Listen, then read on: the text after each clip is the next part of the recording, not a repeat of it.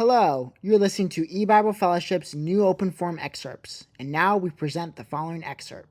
Welcome to our program. Please go ahead with your call. Good Hello? evening, Chris. Good Thanks so much for evening. taking my call. Good My evening. question is on Genesis chapter 6, 1 through 7, please. Genesis 6, starting in verse 1. And it came to pass when men began to multiply on the face of the earth, and daughters were born unto them, that the sons of God saw the daughters of men, that they were fair, and they took them wives of all which they chose. And Jehovah said, My spirit shall not always strive with man, for that he also is flesh, yet his days shall be 120 years. There were giants in the earth in those days. And also after that, when the sons of God came in unto the daughters of men, and they bare children to them, the same became mighty men, which were of old, men of renown. And God saw, or Jehovah saw, that the wickedness of man was great in the earth, and that every imagination of the thoughts of his heart was only evil continually. And it repented Jehovah that he had made man on the earth, and it grieved him in his heart. And Jehovah said, I will destroy man, whom I have created from the face of the earth, both man and beast, and the creeping thing, and the fowls of the air, for it repenteth me that I have made them.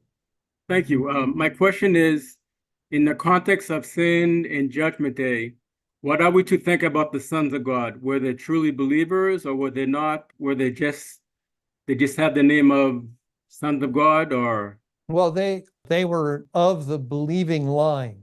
And so they had the name, and that's what it tells us. The same became mighty men, which were of old, men of renown. Literally, the word renown means a name. So they were men which were of old, men of a name. And that would have been the name of God, or identification with God and his kingdom, just as later on with Israel, men of a name, these are the people of God on the earth. And then in the New Testament era, those in the churches, Christian, men of a name.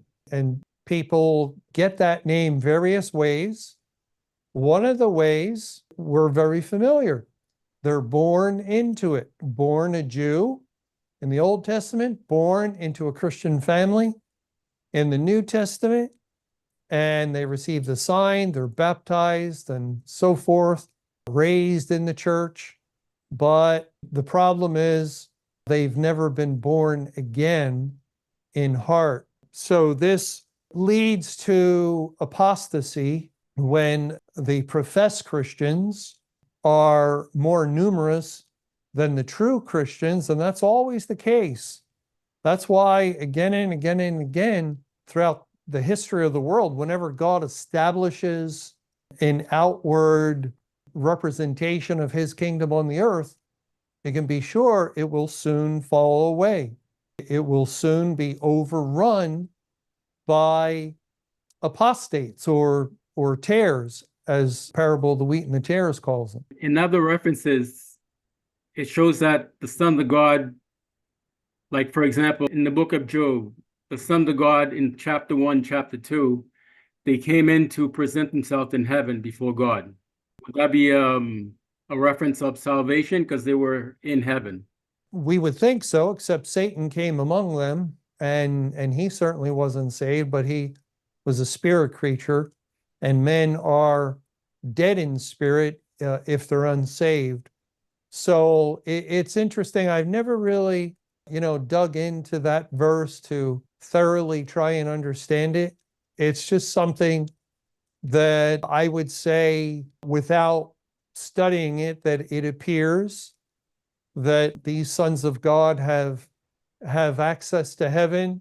God is entertaining them in heaven. So it would appear they're saved. My reservation would be that sometimes heaven is likened to the New Testament church.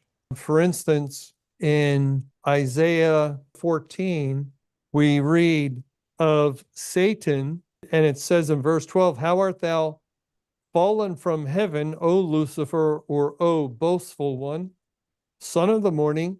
How art thou cut down to the ground, which didst weaken the nations? For thou hast said in thine heart, I will ascend into heaven. I will exalt my throne above the stars of God.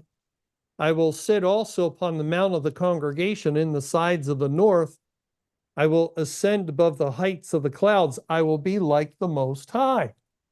Well, the New Testament passage, a similar passage is 2 Thessalonians 2, where the man of sin takes his seat in the temple, showing himself he is God. That's what this is referring to. And yet God is using the figure that he has ascended into heaven, exalted his throne above the stars. And who are likened to the stars? The believers. The promise to Abraham, your seed will be as the stars of heaven for multitude. And he is now ruling in the church, and in the church are the believers. And so it's as though he ascended into the heavens above the stars and ascend above the heights of the clouds. I will be like the Most High. This language indicates, or is spiritually pointing to, Satan entering into the churches and congregations and not into literal heaven. So that would be my reservation, that I just haven't thoroughly studied the verse you're referring to, where the sons of God present themselves and Satan came also among them. Among them. That's an interesting way that God put that. And perhaps there's more to be understood than we have thought. Thanks for watching, and be on the lookout for more new Open Forum excerpts that will be added periodically.